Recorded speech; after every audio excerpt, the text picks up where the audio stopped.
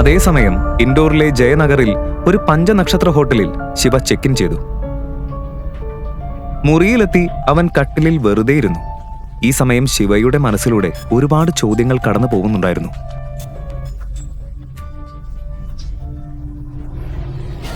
അതേ പെൺകുട്ടി തന്നെയാണോ നന്ദിനി?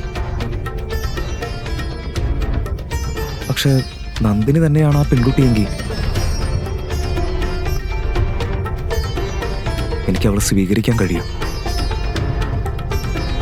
എന്റെ അഭിമാനത്തിന് യാതൊരു വിലയുമില്ലേ? ഞാൻ ചെയ്യുന്നത് ശരിയോ അതോ തെറ്റോ? ഈ ചോദ്യങ്ങളാൽ അസ്വസ്ഥനായ ശിവ കണ്ണടച്ച് കൈകൾ കൂപ്പി.